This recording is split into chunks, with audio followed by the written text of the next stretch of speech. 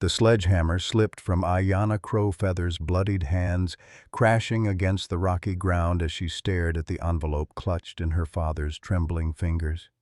For 19 years, she had endured his brutal training, 16-hour days hauling mining carts, chopping wood until her back screamed, surviving on scraps while her 280-pound frame bore witness to some inexplicable curse. The letter wasn't addressed to Joseph Crowfeather. It was addressed to her. Her father's weathered face crumpled like old leather, tears cutting rivers through the dust and grime. The man who had shown her no mercy for 2 years suddenly looked fragile, broken. Behind the barn door, Grandmother Winona's sharp intake of breath pierced the morning stillness. This was the daughter he had once carried on his shoulders through summer fields, singing Lakota lullabies. Now she stood before him, a stranger forged in exhaustion and resentment. "Pack your things," Joseph whispered, his voice barely audible above the desert wind. "They're coming for you today." Who was coming? And why had her father been preparing her for war? Leave a like and share your thoughts in the comments along with the city you're watching from now. Let's continue with the story. The Pine Ridge Reservation stretched endlessly under the unforgiving South Dakota sun, a patchwork of dusty earth and stubborn prairie grass that had witnessed too much suffering. In 1934, the Great Depression had hit the Lakota people like a second wave of cavalry, crushing what little prosperity had managed to take root in this forsaken corner of America. Families that had survived the Indian Wars now faced a different kind of battle, one fought with empty bellies and foreclosure notices. Ayanna Crowfeather had not always been her father's beast of burden. 2 years ago, she had been the reservation's pride, a young woman with laughing eyes and graceful movements, helping her grandmother Winona tend the sacred herbs and learning the old songs that kept their ancestors' spirits alive. She had worn her traditional beadwork with dignity, her round face glowing with the confidence of youth and her father's unconditional love. Then, something had changed. Joseph Crowfeather, once the gentlest father on the reservation, had transformed into a taskmaster whose cruelty seemed to know no bounds. The man who had taught her to braid sweetgrass with patient hands now watched, stone-faced, as she hauled water buckets that left permanent grooves in her palms. The father who had once sung her to sleep now made her rise before dawn to split wood until her shoulders burned like fire. The community whispered behind closed doors. Some blamed Joseph's war wounds, the shrapnel still lodged near his spine from the trenches of France, the nightmares that made him cry out in languages that weren't Lakota or English. Others suggested that grief had finally consumed him, that losing his beloved wife Kimimila in childbirth had planted seeds of madness that were only now bearing their bitter fruit. But Ayanna knew the truth was more complicated. In stolen moments when he thought she wasn't watching, she caught glimpses of the father she remembered. His hands would shake as he inspected her bleeding fingers. His jaw would clench when the other men praised his discipline. And sometimes, late at night, she heard him weeping in the next room, deep, silent sobs that seemed to tear pieces from his soul. Dr. Samuel White Eagle visited their cabin twice a week, always carrying his black medical bag and wearing an expression that never quite met Ayanna's eyes. He would examine her in private, asking strange questions about her energy levels and administering injections that he claimed were vitamins to help with the hard work. The shots left her feeling sluggish for days, her body growing heavier despite the backbreaking labor and meager meals. Joseph never spoke during these medical visits. He would stand in the corner like a sentinel, his weathered face carved from granite, watching the doctor's every movement with an intensity that made the air crackle with unspoken tension. Whatever passed between the two men existed in a language of glances and barely perceptible nods, a conspiracy that somehow centered on Ayana's suffering. The reservation had become a place where neighbors avoided eye contact and children played in hushed voices, as if the very earth had learned to hold its breath. The letter bore the official seal of the Bureau of Indian Affairs, its eagle emblem pressed deep into crimson wax that had already begun to crack in the morning heat. Joseph's hands trembled as he broke the seal, his calloused fingers moving with the careful precision of a man defusing a bomb. Ayana watched from across their small kitchen table, her body still aching from the previous day's labor in the copper mine shaft that honeycombed the hills behind their cabin. 30 days, Joseph whispered, his voice barely audible above the crackling of the wood stove. They're giving us 30 days to vacate. The words hit Ayana like a physical blow. She had been born in this cabin, had taken her first steps on these worn wooden floors, had learned to speak Lakota while sitting in the same chair where her father now slumped in defeat. The walls held the smoke of 1,000 sacred ceremonies, the laughter of better times, the whispered prayers of her grandmother's healing rituals. "How much are they offering?" Ayana asked, though she already suspected the answer would taste like ashes. $50,000. Joseph's laugh was bitter, hollow. "For land that's been in our family since before the white man drew his first map of this territory." $50,000. The number hung in the air between them like a golden mirage. It was more money than most reservation families would see in a lifetime, enough to buy a house in Rapid City, to send Ayana to college, to finally escape the grinding poverty that had worn down so many of their neighbors. For a moment, she allowed herself to imagine a different life, one where she didn't wake up with dirt under her fingernails and splinters embedded in her palms. "Papa," she said carefully, "maybe we should consider—" "No." The word cracked like a whip.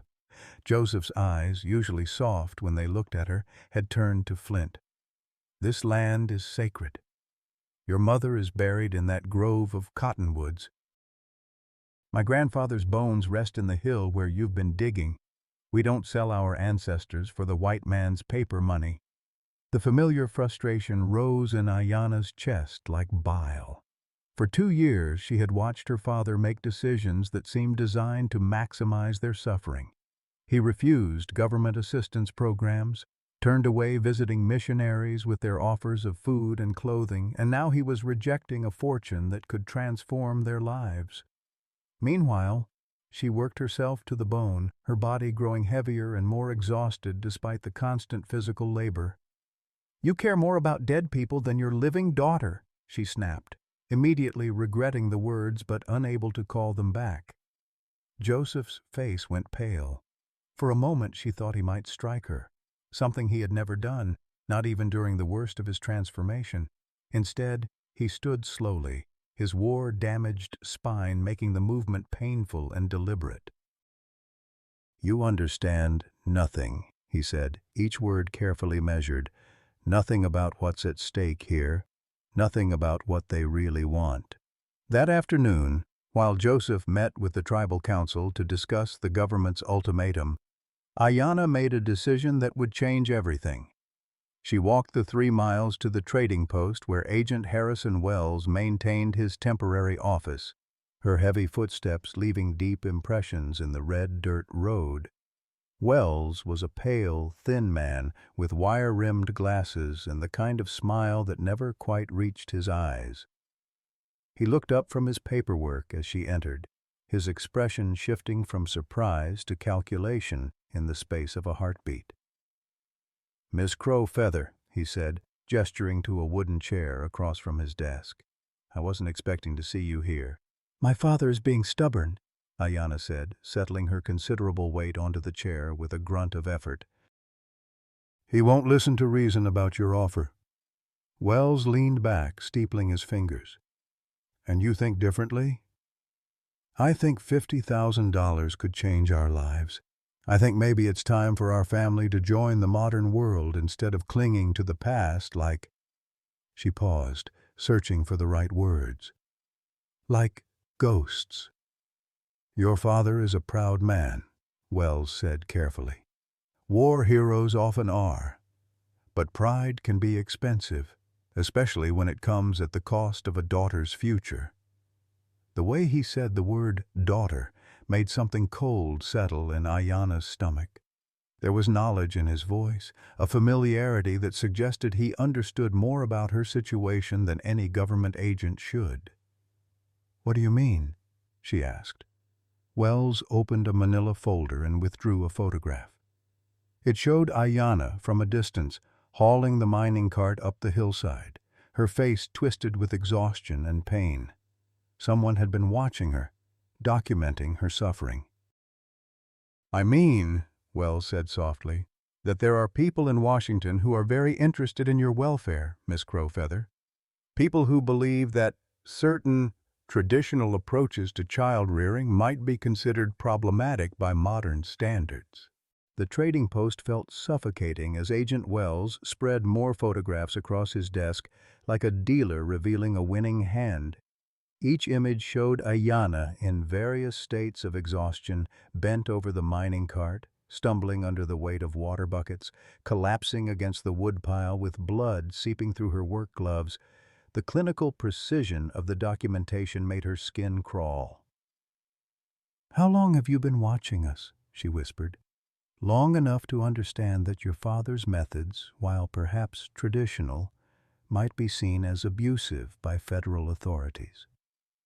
Wells removed his glasses and cleaned them with deliberate slowness. "The Bureau has received reports about your living conditions. Your neighbors are concerned." Ayanna's mind raced. Which neighbors? Mrs. Red Cloud, who sometimes slipped her pieces of fry bread when Joseph wasn't looking.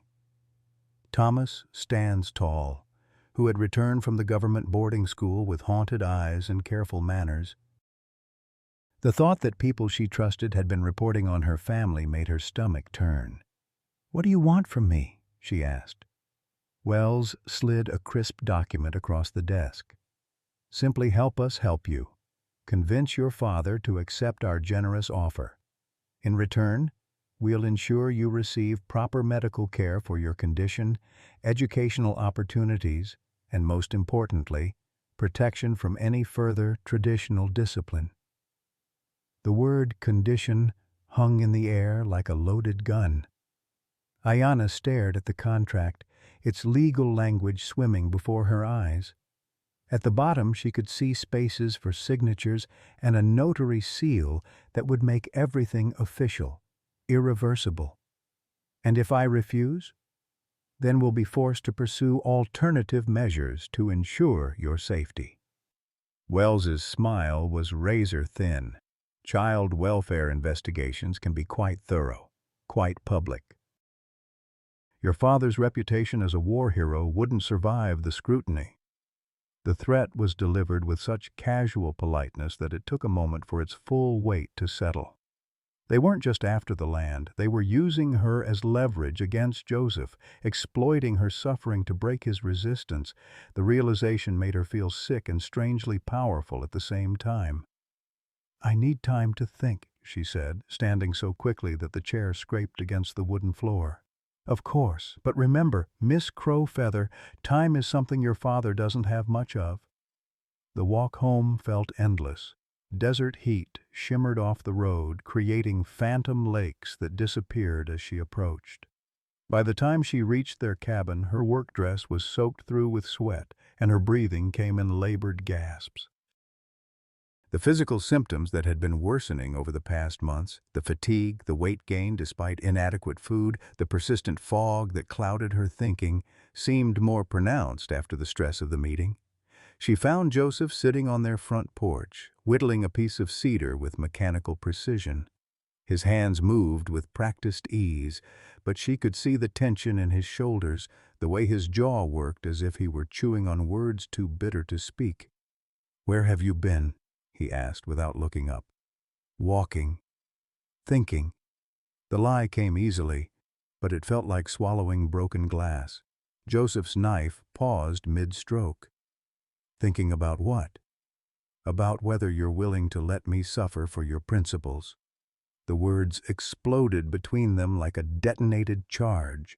Joseph's head snapped up, his dark eyes meeting hers with an intensity that made her step backward.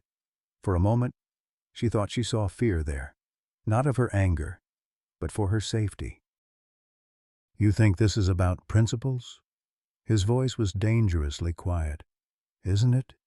You'd rather see me work myself to death than take their money and start over somewhere better." Joseph stood slowly, setting the carving aside. When he spoke, his words carried the weight of buried secrets.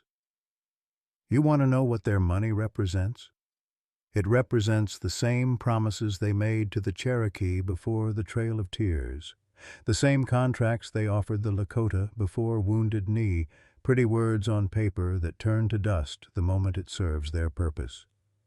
"But this is different," Ayanna protested. "This is about development, about progress. This is about control." Joseph's voice cut through her words like a blade. "And if you can't see that, then I've failed you more completely than I thought." The accusation stung because it carried a grain of truth. She had been thinking like the government wanted her to think, focusing on immediate relief from suffering rather than considering the larger implications. But 2 years of back-breaking labor had worn down her ability to see beyond her own pain. That evening, as they sat down to their meager dinner of corn mush and dried meat, the tension between them was thick enough to cut. Joseph had barely touched his food when he suddenly pushed back from the table and walked to the window overlooking the burial grove. "Your mother asked me to promise her something," he said, his back still turned. "The night you were born, when we thought we might lose you both, she made me swear that I would never let anyone use you as a weapon against our people." Ayanna felt the blood drain from her face. "What do you mean?" Joseph turned around, and in the lamplight she could see tears tracking down his weathered cheeks. "I mean that Agent Wells didn't just happen to show up here with photographs and contracts. Someone told him exactly how to find our weakness. Someone gave him the perfect leverage to break our resistance." The implication hit her like a physical blow. Her suffering, her exhaustion, her growing resentment. It had all been orchestrated.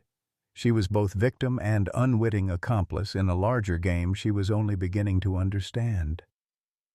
"Papa," she whispered, "what have I done?"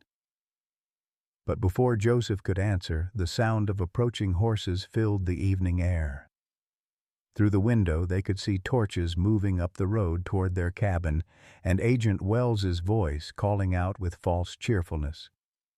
"Mr. Crow-Feather, I believe your daughter has something to discuss with you."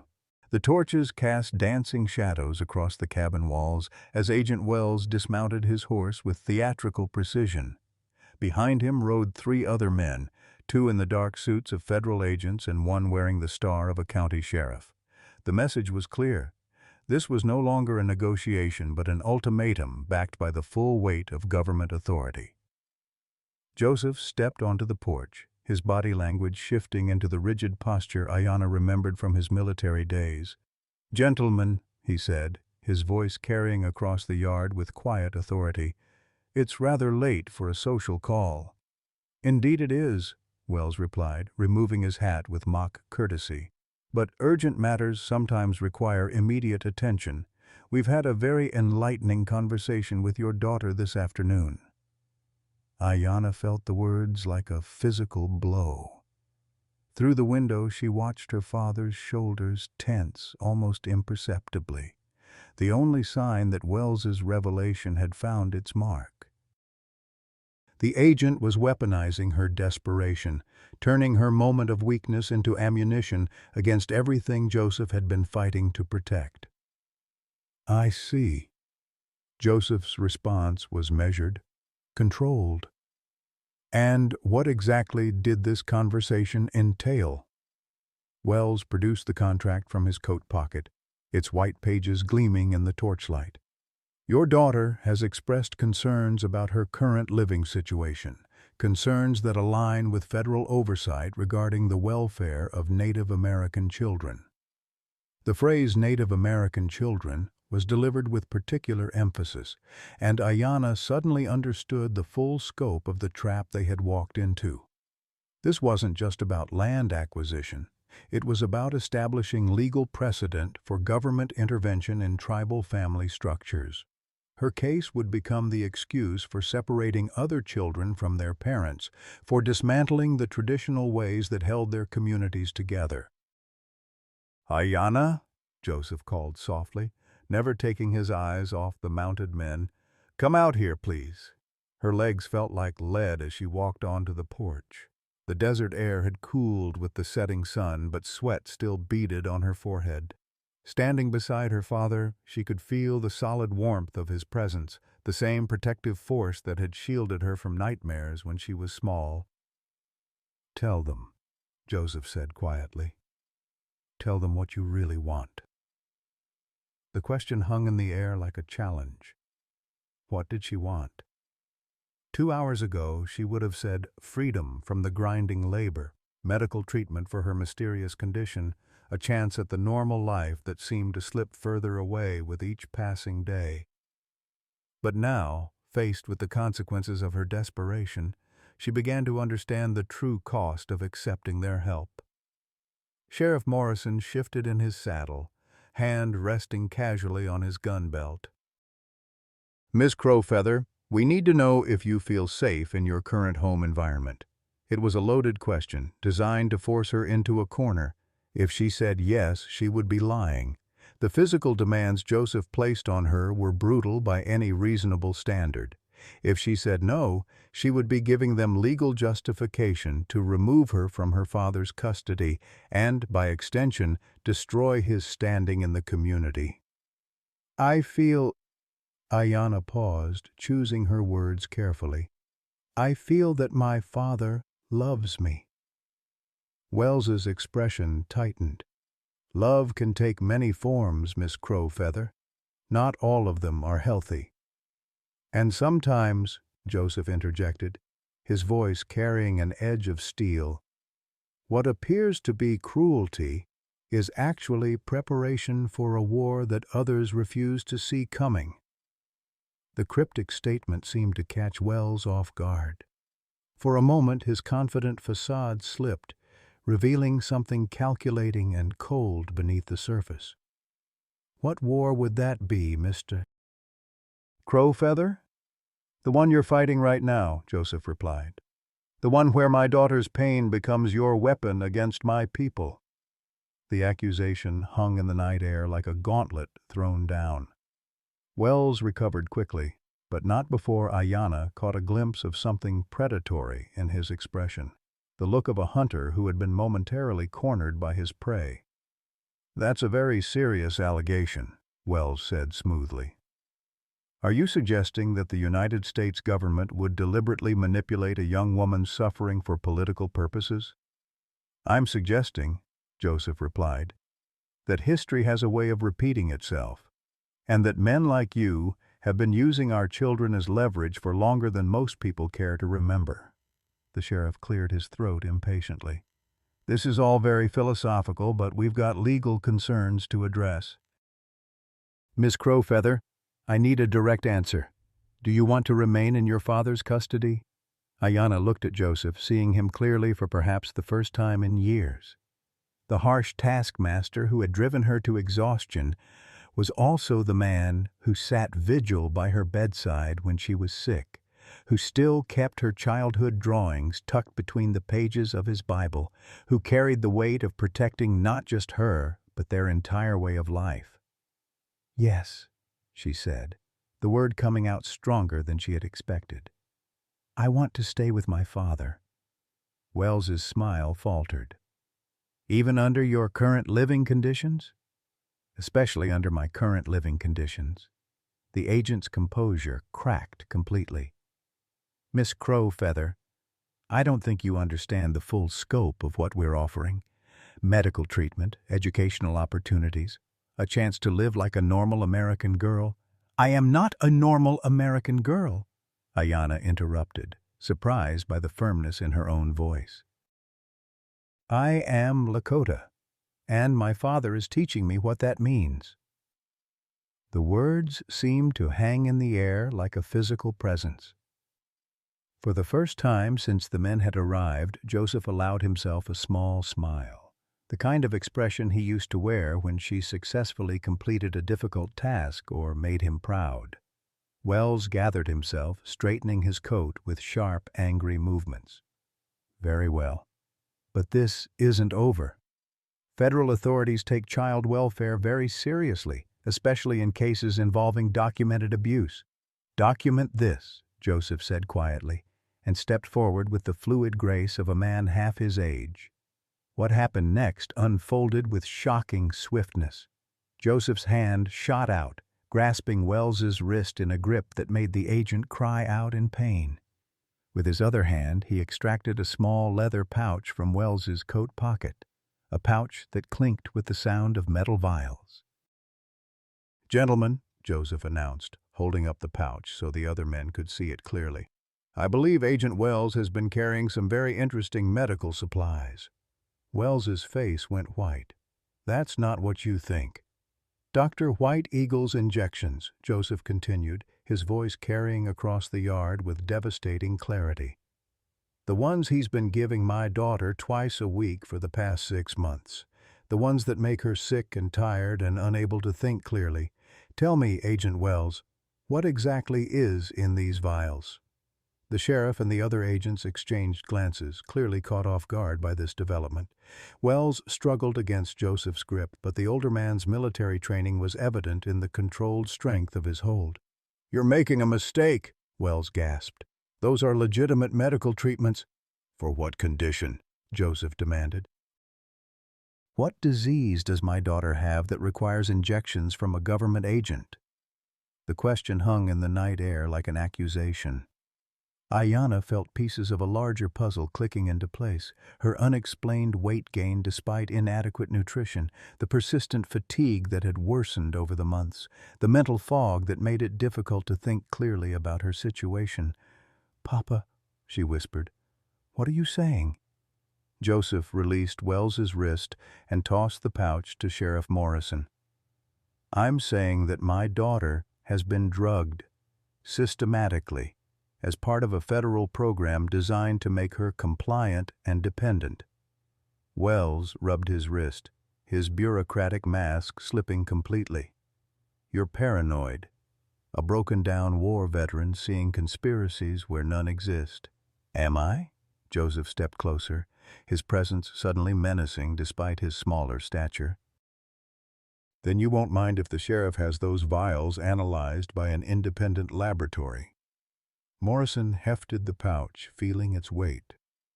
As the local law enforcement officer, he had no love for federal agents who operated in his territory without proper coordination.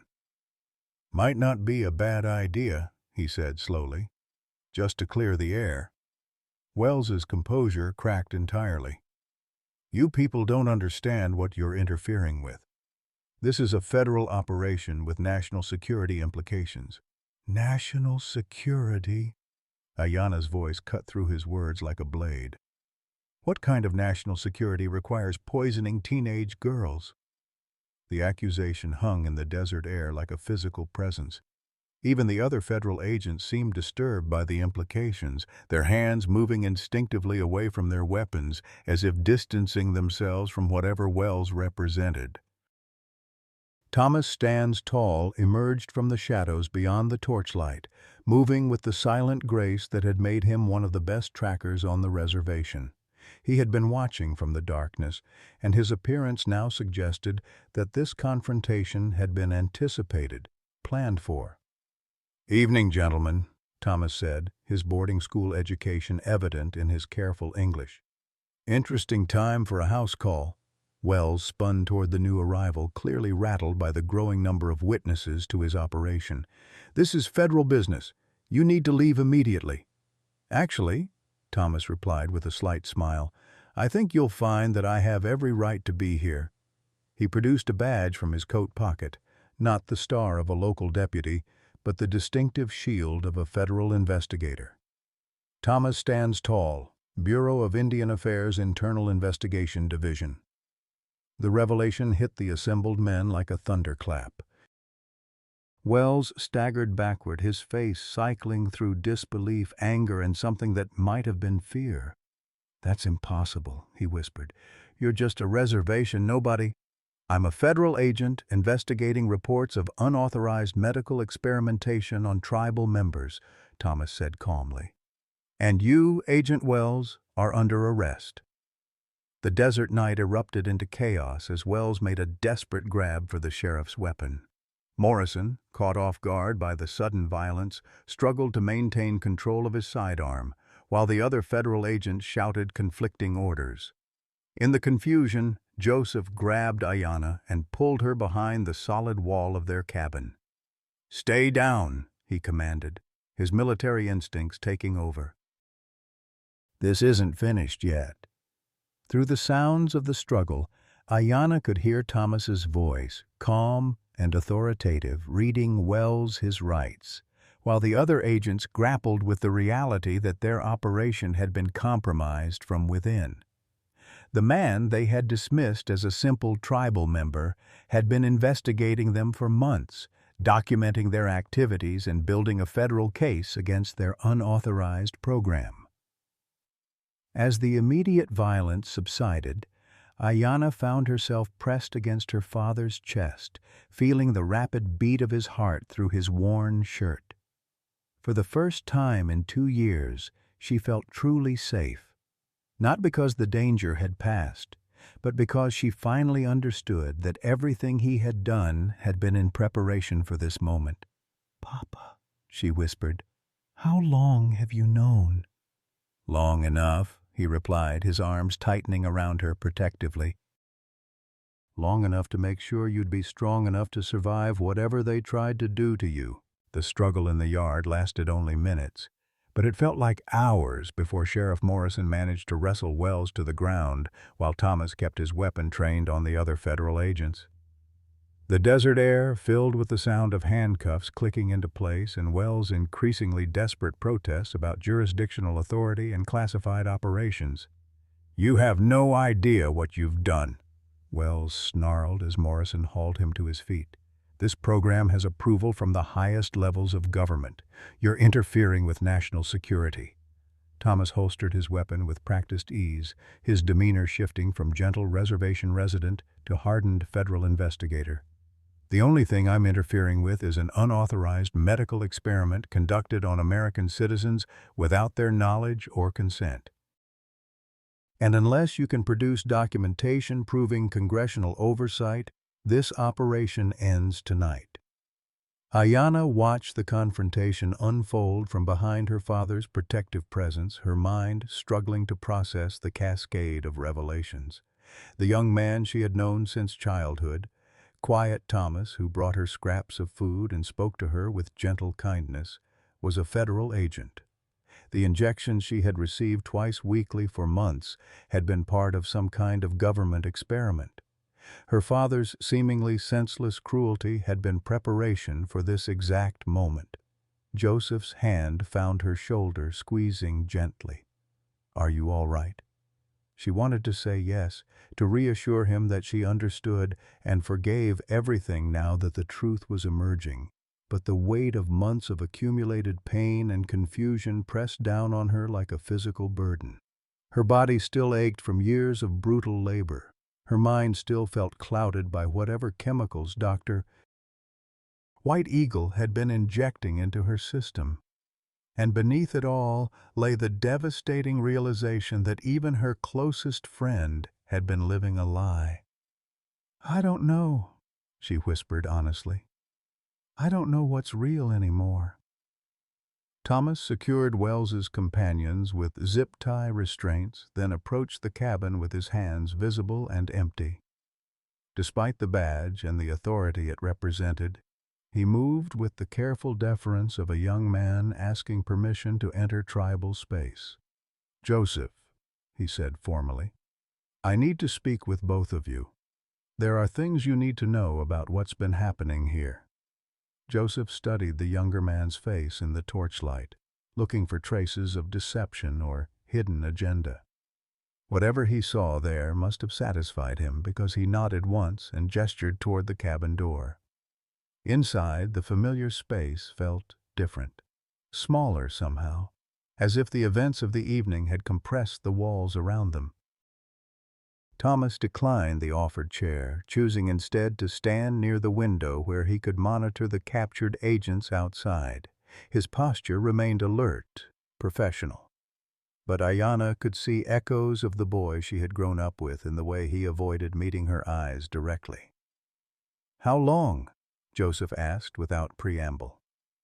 "How long have you been investigating us?" 6 months, Thomas replied. Since the Bureau received reports about unusual medical activities on several reservations, Ayanna's case was flagged because of the dramatic changes in her physical and mental condition coinciding with Dr. White Eagle's treatment regimen. The clinical language made Ayanna's skin crawl. She had become a case, a data point in some government file, reduced to symptoms and statistics rather than recognized as a human being whose life had been systematically destroyed. "What exactly has he been giving me?" she asked, her voice barely above a whisper. Thomas finally met her gaze, and she saw genuine pain in his expression. Hormone disruptors designed to cause rapid weight gain and cognitive impairment. The goal was to make you physically and mentally dependent, unable to function independently or resist government intervention. The words hit her like physical blows. For months, she had blamed herself for her body's betrayal, assuming that the stress of her father's harsh treatment was somehow causing her mysterious weight gain and persistent fatigue. The truth was both better and worse. Better, because it meant she wasn't failing some personal test of strength. Worse, because it meant she had been deliberately poisoned by people she trusted. "Dr. White Eagle," she said, the name tasting like ash in her mouth. "He's been doing this to me on purpose." "Dr. White Eagle is a complicated case," Thomas replied carefully.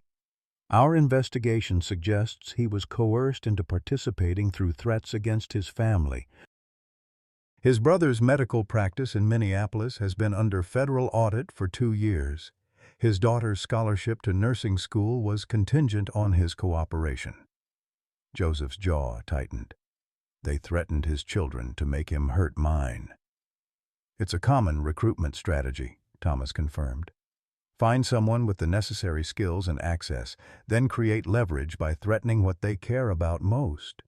Ayanna felt a strange mixture of relief and fury wash over her. Relief that Dr. White Eagle might not be the willing monster she had imagined. Fury that the web of manipulation extended so far beyond her own family. How many other people had been turned into unwilling accomplices in her suffering? "What about the arranged marriage?" she asked suddenly. "Was that part of your investigation too?" Thomas's expression grew carefully neutral. "The marriage proposal was my own initiative. I thought if I could get close to your family officially, I could better protect you while gathering evidence." The admission landed between them like a stone dropped into still water. Ayanna stared at him, trying to reconcile the Thomas she had known with this stranger who had apparently been willing to marry her as part of an undercover operation. "Protect me," she repeated slowly. "Or use me." "Protect you," Thomas said firmly. "Ayanna, I've been in love with you since we were children. When I learned what was happening to you, when I saw how you were suffering, I requested this assignment specifically. The marriage proposal was the only way I could think of to get between you and the people trying to hurt you." Joseph stepped forward, his presence suddenly commanding in the small space. "And what makes you think my daughter needs protection from a government agent? What makes you think we should trust anything you say?" The challenge hung in the air between the two men. Thomas straightened, meeting Joseph's stare with the respect due an elder but without backing down from his position. "Because," he said quietly, "I've spent the last 6 months documenting every aspect of this program. I have recorded conversations with Dr. White Eagle admitting to the drug protocols. I have copies of the medical files showing how the injections were designed to break down Ayana's resistance.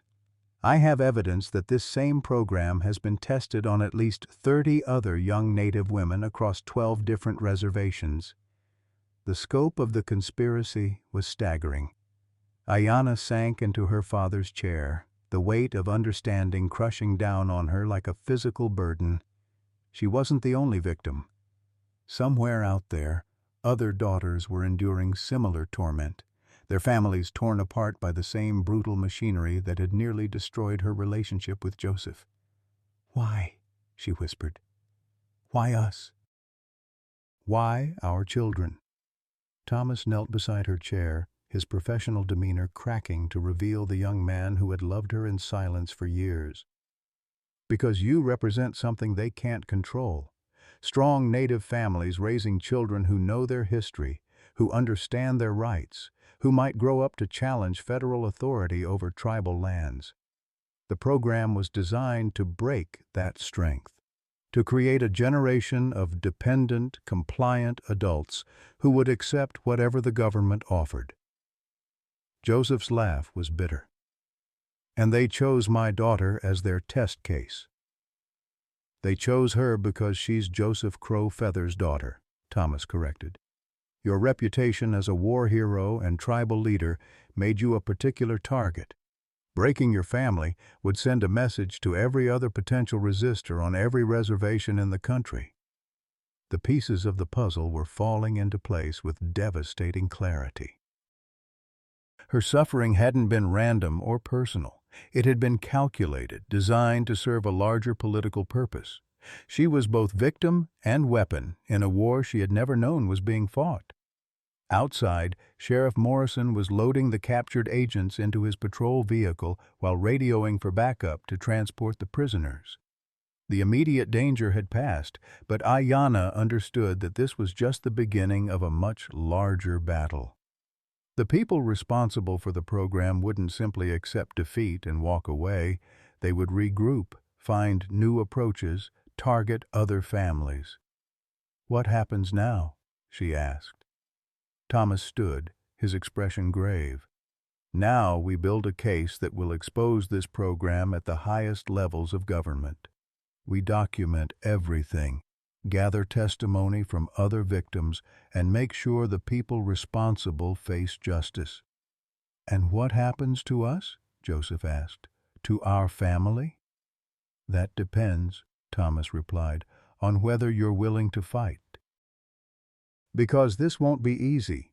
They'll try to discredit you, to paint you as an abusive father and Ayana as a mentally unstable victim. They'll use every tool at their disposal to silence you both." Ayana looked at her father, seeing him clearly for the first time in years. The harsh taskmaster who had driven her to exhaustion was also the man who had recognized the threat long before she did, who had prepared her for a battle she hadn't known was coming. His cruelty had been a gift, the gift of strength when she would need it most. "We'll fight," she said, her voice growing stronger with each word. "We'll fight for ourselves and for every other family they've tried to destroy." Joseph's smile was proud, fierce. "Then we'd better make sure you're ready for war." The next 3 weeks passed in a blur of preparation and mounting dread. Thomas had returned to his official duties with the Bureau of Indian Affairs, but now his presence carried the weight of an impending storm. Federal investigators arrived daily, their black cars cutting through the desert heat like mechanical vultures circling wounded prey. Each visit brought new questions, new demands for documentation, new threats disguised as bureaucratic procedure. Ayana's body began to recover as Dr. White Eagle's injections were discontinued, but the improvement came with its own set of challenges. As the hormone disruptors left her system, she experienced severe withdrawal symptoms, nausea, tremors, and crushing headaches that left her bedridden for days at a time. Worse than the physical pain was the returning clarity of mind, which brought with it the full understanding of how completely she had been manipulated. Joseph maintained his harsh training regimen, but now Ayanna understood its true purpose. Every brutal hour, hauling mining carts had built the physical strength she would need to endure federal custody. Every day of surviving on minimal food had prepared her for the deprivation tactics they would use to break her testimony. Every moment of learning to function, despite exhaustion and pain, had been preparation for the psychological warfare that was coming. The first blow came on a Tuesday morning when Sheriff Morrison arrived with a federal warrant for Joseph's arrest. The charges were comprehensive and devastating: child abuse, endangerment, conspiracy to interfere with a federal investigation, and violation of the Indian Child Welfare Act. Ayanna watched her father submit to handcuffs with the same stoic dignity he had shown throughout her years of training, but she could see the fear in his eyes, not for himself, but for what would happen to her in his absence. "Remember what I taught you," he said as they led him away.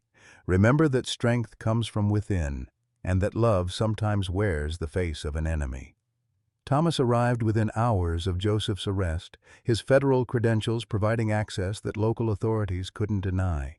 He found Ayanna sitting on the cabin's front porch, staring out at the desert landscape that had witnessed so much of her suffering and growth.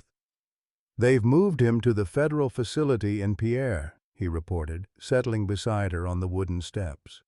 "I'm trying to arrange bail, but the charges are serious. It could take weeks." Ayanna nodded, feeling strangely calm despite the crisis. The months of preparation had worked. She felt strong enough to handle whatever came next, capable of functioning independently, even as her world collapsed around her. "What about the evidence against Wells and his program?" she asked. Thomas's expression darkened. "That's where things get complicated.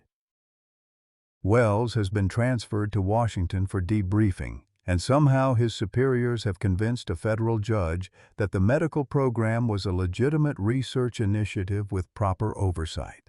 They're claiming that your father interfered with authorized federal operations." The reversal was breathtaking in its audacity. The very people who had poisoned her were now positioning themselves as victims of Joseph's resistance. She could see how the narrative would unfold in court. A decorated federal agent trying to help a troubled native girl whose mentally unstable father had filled her head with conspiracy theories. "They're going to destroy him," she said quietly. "Not if we can help it," Thomas replied. "But we need more evidence. We need other victims to come forward, and we need documentation that proves the program was unauthorized." As if summoned by their conversation, a battered pickup truck appeared on the horizon, trailing a cloud of red dust as it approached their cabin. The vehicle belonged to Grandmother Winona, but the passenger who climbed out beside the elderly woman was a stranger. A young native woman about Ayanna's age, but thin to the point of emaciation, her eyes holding the hollow look of someone who had endured unspeakable trauma. "This is Sarah Running Bear," Winona announced without preamble. "From the Cheyenne River Reservation. She has a story you need to hear." Sarah's testimony was devastating. For 8 months, she had been subjected to the same injection protocol under the supervision of a Dr. Richardson who worked closely with Dr. White Eagle.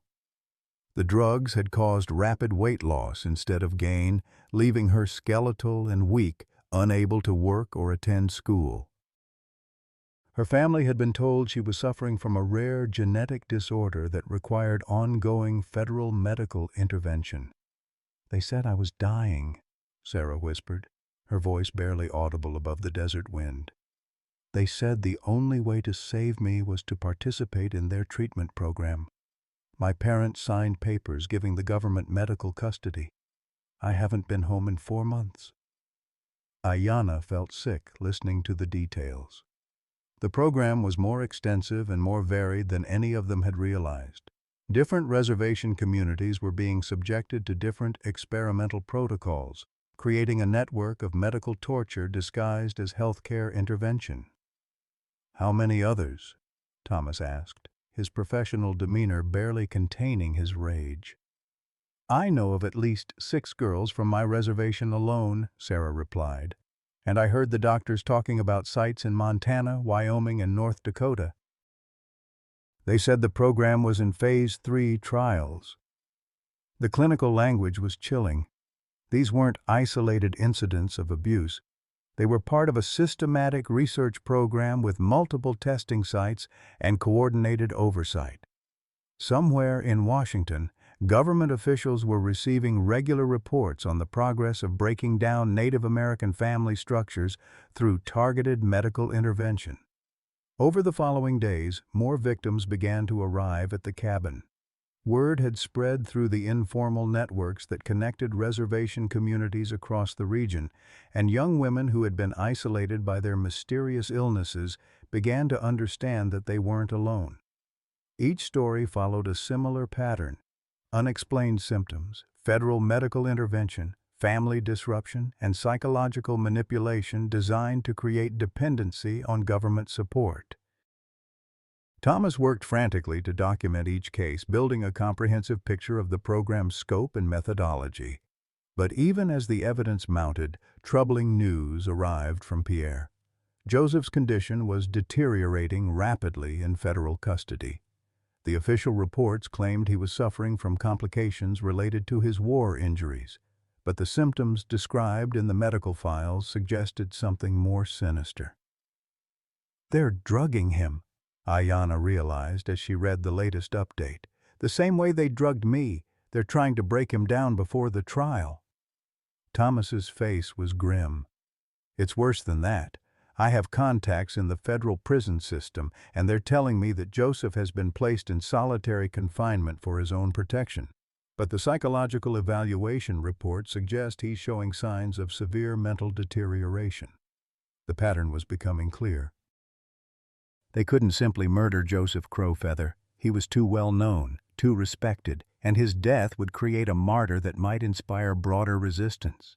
Instead, they were systematically destroying his mind and credibility, ensuring that when he finally came to trial, he would be dismissed as a delusional veteran whose paranoid fantasies had led him to abuse his own daughter. Ayanna felt the familiar rage building in her chest, but now it was tempered by the strength Joseph had built in her through years of brutal training. She had been forged in the crucible of his apparent cruelty, and now she understood that every moment of pain had been preparation for this test of endurance. "We have to get him out," she said firmly. "That's impossible," Thomas replied. "He's being held in a federal facility with maximum security protocols. Even if we could reach him, breaking him out would only confirm their allegations about terrorist activities." "Then we don't break him out," Ayanna said, her mind working through the possibilities. "We expose them so completely that they have no choice but to release him." Thomas stared at her, seeing something in her expression that made him step back involuntarily. The scared, confused girl who had been broken down by months of chemical manipulation was gone. In her place stood someone harder, more focused, someone who had been trained for war by one of the finest tactical minds to emerge from the Western Front. "What are you thinking?" he asked carefully. Ayanna smiled, and for the first time in months, it reached her eyes. "I'm thinking it's time to stop playing defense. Papa taught me that the best way to survive an ambush is to attack. These people have been hunting us in the shadows, using our pain as weapons against our families.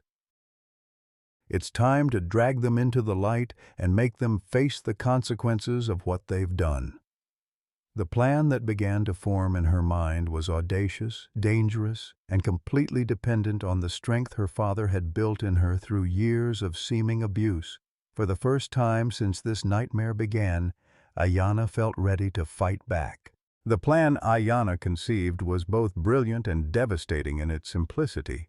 Rather than fighting the federal narrative in court, where government lawyers held every advantage, she would expose the truth through the one medium they couldn't control: live radio broadcast. Thomas's contacts at the Bureau had revealed that Wells and his superiors would be appearing on a national radio program to discuss their innovative approaches to improving Native American health outcomes. It was pure propaganda, designed to frame the medical experiments as benevolent government assistance rather than systematic abuse. But what they didn't know was that Sarah Running Bear's uncle worked as a technician at the radio station in Rapid City. More importantly, they didn't know that Ayanna had spent her childhood learning electronics from her grandfather, who had operated the reservation's emergency radio system during the war. The skills that had once seemed like harmless hobby were about to become weapons in a battle for truth. The night before the scheduled broadcast, Ayanna and Sarah made their way to the radio station under cover of darkness. Sarah's uncle, Marcus Two Eagles, met them at the rear entrance with grim determination etched on his weathered face. He had seen what the government's medical assistants had done to his niece, watched her waste away under the guise of treatment, and he was ready to risk everything to expose the truth. "The federal agents will be in Studio A," Marcus explained as he led them through the darkened corridors. "The main broadcast booth is locked down tight, but there's a secondary transmission system in the basement that can override the primary signal if we time it right." Ayanna studied the equipment with growing confidence. The setup was more sophisticated than her grandfather's wartime radio, but the basic principles were the same. She could work with this, could turn their own propaganda platform against them in spectacular fashion. Meanwhile, Thomas was executing his part of the plan. Using his federal credentials, he had gained access to the Pierre detention facility where Joseph was being held. What he found there was worse than they had imagined. Joseph had been subjected to weeks of psychological manipulation, sleep deprivation, and what appeared to be the same hormone disruptors that had been used on Ayanna. The man Thomas found in the isolation cell was a shadow of the proud warrior who had raised his daughter with such fierce determination. "Joseph," Thomas whispered through the reinforced glass that separated them. "Can you hear me?"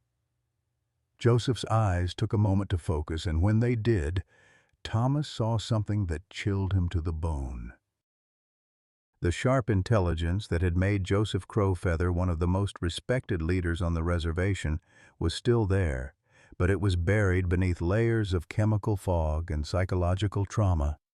"Thomas," Joseph said slowly, his voice hoarse from disuse. "How is she? How is my daughter?" "She's strong," Thomas replied. "Stronger than any of us imagined. She's fighting back, Joseph. She's about to expose everything they've done." A spark of the old Joseph flickered behind his eyes. "Good," he whispered. "That's what I trained her for." But even as he spoke, Thomas could see the toll the imprisonment had taken. Joseph's hands trembled constantly. His speech was slurred, and his movements had the jerky uncertainty of someone whose nervous system had been compromised by chemical interference. They were destroying him systematically, turning one of the finest military minds of his generation into a broken shell who could be dismissed as a delusional madman. Back at the radio station, Ayanna was making final preparations for what would either be the greatest victory of their resistance or their complete destruction. She had rigged the basement transmitter to activate 30 minutes into the scheduled broadcast, just as Wells and his colleagues would be deep into their presentation about the success of their medical intervention programs. Sarah sat beside her, pale but determined, clutching a folder containing photocopies of the medical records Thomas had gathered from victims across multiple reservations. The evidence was damning: injection protocols, psychological evaluation forms, and progress reports that described Native American children as test subjects rather than patients. "Are you sure about this?" Sarah whispered, her voice barely audible above the hum of the radio equipment. "I'm sure," Ayanna replied, her hands steady as she made final adjustments to the transmission frequency. "My father taught me that sometimes you have to risk everything to save what matters most. Our families, our culture, our future, they're all at stake here. Upstairs, the regular programming was ending, and she could hear the announcer introducing the special federal broadcast. Wells's voice came through the speakers with practiced authority, describing the Bureau of Indian Affairs' commitment to improving health outcomes for Native American communities through innovative medical research. "Ladies and gentlemen," Wells was saying, "we're here tonight to discuss groundbreaking advances in treating genetic predispositions to metabolic disorders that disproportionately affect Native American populations. Through careful medical intervention, we've been able to help dozens of young people overcome hereditary challenges that would otherwise limit their potential for full integration into American society." The clinical language was designed to obscure the truth, to make systematic poisoning sound like medical care. Ayanna listened to Wells describe her own case as a success story, how a troubled young woman with severe behavioral issues had been stabilized through federal medical intervention, allowing her to develop a more productive relationship with her father. "The key," Wells continued, "is early intervention. By identifying at-risk individuals before destructive family patterns become entrenched, we can provide the medical and psychological support necessary to break cycles of dysfunction that have plagued these communities for generations." Each word was a knife twist of manipulation. Wells was portraying the systematic destruction of Native families as a rescue operation, painting traditional child-rearing practices as abuse and government intervention as salvation. It was propaganda of the most insidious kind, lies wrapped in the language of compassion and progress. Ayanna waited until Wells was deep into a detailed explanation of how medical treatment could help Native American children adapt to modern American values before activating the override system. The transition was seamless. One moment Wells was speaking, the next moment Ayanna's voice was broadcasting across the entire regional radio network. "Ladies and gentlemen," she began, her voice clear and strong despite the magnitude of what she was doing, "my name is Ayanna Crowfeather, and I am one of the young people Agent Wells just described as a success story. I'm here tonight to tell you the truth about the federal medical program he's promoting." The silence that followed was electric. Somewhere upstairs, she could hear shouting as the radio station staff realized their signal had been hijacked. But it was too late to stop her now. She was already broadcasting to thousands of listeners across South Dakota, Wyoming, and Montana.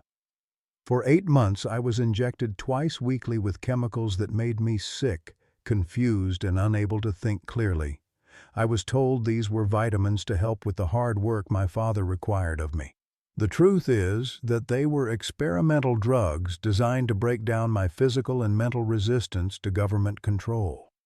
She could hear footsteps pounding down the stairs toward the basement, but Marcus had locked the door behind them and wedged it shut with a metal bar. They would break through eventually, but she had maybe 10 minutes to tell the entire story. "Agent Wells is lying to you," she continued, her voice gaining strength with each word. "The federal medical program is not designed to help Native American children. It's designed to destroy our families, to make us dependent on government assistance, and to break down the traditional ways that have kept our communities strong for thousands of years." Sarah leaned toward the microphone, her own voice joining the broadcast. "I am Sarah Running Bear from the Cheyenne River Reservation. The same program that poisoned Ayanna nearly killed me through induced starvation. My family was told I had a genetic disorder that required federal medical custody. The truth is that I was being used as a test subject in an unauthorized medical experiment." The pounding on the basement door grew more violent, but Ayanna pressed on, reading from the medical files that documented the full scope of the program. Names, dates, injection protocols, psychological manipulation techniques, everything was laid bare for the listening public to hear.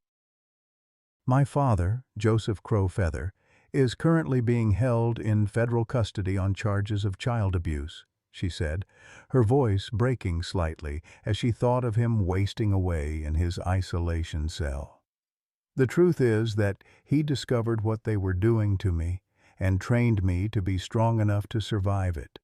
Every harsh lesson, every moment of what appeared to be cruelty, was preparation for this moment when I would have to stand alone and tell the truth. The door behind them finally gave way, and federal agents poured into the basement with weapons drawn. But it was too late. The truth was already spreading across the airwaves, reaching thousands of homes where other Native families were listening in growing horror and recognition. As the agents moved to arrest them, Ayanna spoke her final words into the microphone. They want to silence us because they know that strong Native families threaten their control. But we will not be silenced. We will not be broken. And we will not let them destroy our children in the name of helping them. The transmission cut to static as the agents ripped the microphone from her hands, but the damage was done. Across the region, telephones began ringing as listeners called family members, friends, and local newspapers. The story was spreading beyond the reach of federal censorship, taking on a life of its own in the community networks that connected reservation families across the Great Plains. Ayanna allowed herself to be handcuffed without resistance, knowing that her father's training had prepared her for whatever came next. She had done what needed to be done, and now the truth would have to fight its own battle in the court of public opinion. The radio broadcast changed everything overnight. Within hours of Ayanna's arrest, the story had spread far beyond the regional network's reach. Newspaper reporters from Chicago, Denver, and even New York were driving across the prairie toward Pine Ridge, drawn by reports of a government medical conspiracy that echoed the darkest chapters of American history. The phrase Native American medical experiments appeared in headlines across the country, accompanied by photographs of Ayanna being led away in handcuffs and comparisons to the Tuskegee syphilis study. Thomas spent 3 sleepless days coordinating with a growing network of federal investigators who had been quietly gathering evidence against Wells's program for months. The radio broadcast had given them the opening they needed to move against their own colleagues, and the resulting investigation moved with startling speed. Within a week, Dr. White Eagle had been granted immunity in exchange for his complete testimony, revealing a medical conspiracy that extended far beyond what any of them had imagined. The truth, when it finally emerged in congressional hearings broadcast live on national radio, was devastating.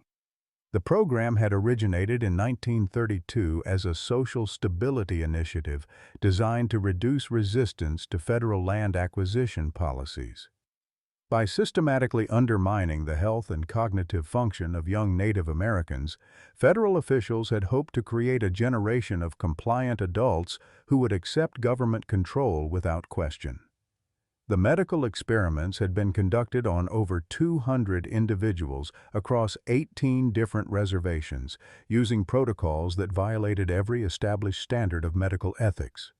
Joseph's release came on a gray morning in late October, exactly 6 weeks after his arrest.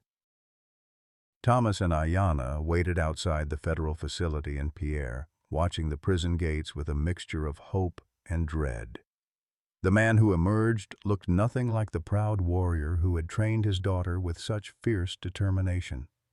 Joseph had lost 30 pounds, his hair had gone completely white, and his hands shook with a persistent tremor that the prison doctors claimed was a side effect of his war injuries. But when he saw Ayanna, something of the old Joseph flickered behind his eyes. She ran to him across the parking lot, no longer the uncertain girl who had doubted his love, and he caught her in arms that were weaker than they once had been, but no less protective. "I'm sorry, Papa," she whispered against his chest. "I'm sorry I didn't understand." "You were never supposed to understand," he replied, his voice hoarse from disuse. "You were supposed to be strong enough to survive when understanding finally came." The embrace lasted a long time, two survivors of different battles finally finding peace in each other's presence.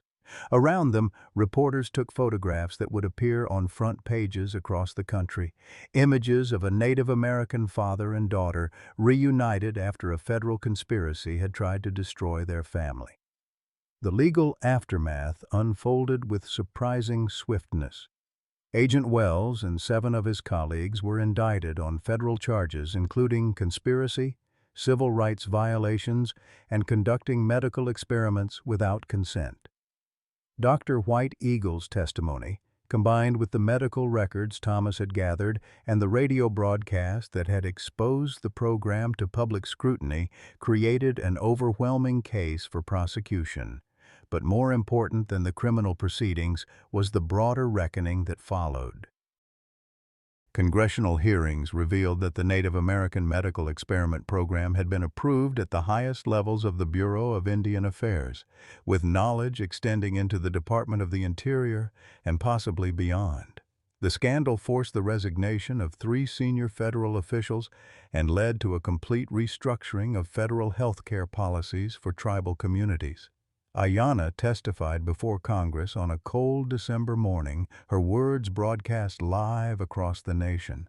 She spoke about the physical and psychological torture disguised as medical care, about the systematic attempt to break down Native American family structures, and about the strength she had found in understanding her father's unconventional methods of preparing her for battle.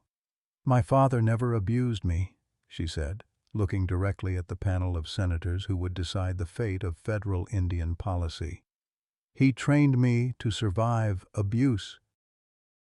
There's a difference, and that difference saved not only my life, but the lives of every other young person who was being used as a test subject in your medical experiments. The impact of her testimony was immediate and profound. Letters poured in from families across the country, many from non-Native Americans who recognized parallels to their own struggles with government overreach and medical authority. Ayanna had become a symbol not just of Native American resistance, but of the fundamental right of families to raise their children according to their own values and traditions. Thomas's role in exposing the conspiracy earned him commendation from federal law enforcement, but he chose to leave the Bureau of Indian Affairs to work directly with tribal communities. On a spring morning, 6 months after the radio broadcast, he asked Ayanna to marry him, not as part of an undercover operation or government strategy, but as a man who had loved her since childhood and wanted to build a life based on truth rather than deception. Their wedding was held in the grove of cottonwoods where Ayanna's mother was buried, with the entire reservation community in attendance. Joseph performed the ceremony himself, his voice stronger than it had been since his release from federal custody. As he spoke the traditional words that bound his daughter to the young man who had helped save her, tears flowed freely down his weathered cheeks. "Kimimila would be proud," he said after pronouncing them married. She always said Ayanna would grow up to be a warrior. The settlement negotiations that followed resulted in unprecedented financial compensation for the victims of the medical experiments. But Ayanna and Joseph donated their portion to establish a traditional healing center on the reservation. The facility would combine ancient Lakota medicine with modern health care, ensuring that future generations would have access to treatment that honored their cultural values rather than seeking to destroy them. Dr. White Eagle, his medical license restored after his cooperation with federal investigators, became the center's first director. His redemption was neither quick nor easy. Many in the community struggled to forgive his participation in the conspiracy, even understanding the coercion he had faced. But his comprehensive knowledge of both traditional and modern medicine, combined with his determination to atone for his actions, gradually earned him a measure of acceptance. As autumn returned to Pine Ridge, Ayanna stood in the same spot where she had once hauled mining carts up the hillside, but now she was watching her father teach a group of young people the traditional skills their ancestors had used to survive on the Great Plains. His methods were gentler than the brutal training he had given her, but the underlying message remained the same. Strength comes from within. Family bonds transcend any external threat, and love sometimes requires difficult choices. "Do you forgive him?" Thomas asked, joining her on the hilltop as the sun set over the reservation.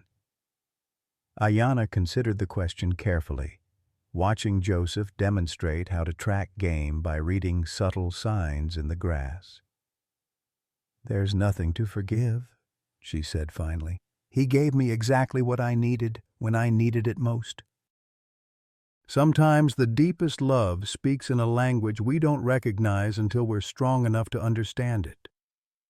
The wind carried the sound of children's laughter across the prairie, and for the first time in years, the future felt full of possibility rather than threat. Dear friends, this story of Ayanna and Joseph reminds us that the deepest acts of love often come disguised as the hardest lessons. How many of us, now in our golden years, finally understand that our parents' seemingly harsh discipline was actually preparation for life's inevitable storms? Joseph Crow. Feather's brutal training of his daughter wasn't cruelty. It was a father's desperate attempt to forge the strength she would need to survive an unimaginable betrayal. As we reflect on our own parenting journeys, we can see the profound truth. Sometimes love requires us to be the villain in our children's story so they can become the hero in their own. The greatest gift we can give our children isn't comfort but resilience, not ease, but the ability to endure. Joseph's tears behind the barn door mirror every parent who has ever had to choose between their child's temporary happiness and their long-term survival. This story celebrates the unbreakable bonds between parents and children, the wisdom of traditional values, and the courage it takes to prepare the next generation for battles we pray they'll never have to fight. True love sometimes wears the mask of discipline, but its purpose is always protection. Share your thoughts. What's the hardest lesson a parent taught you that you later understood was love? How did your parents prepare you for challenges you didn't see coming? Please leave a comment below. Your story might inspire another family.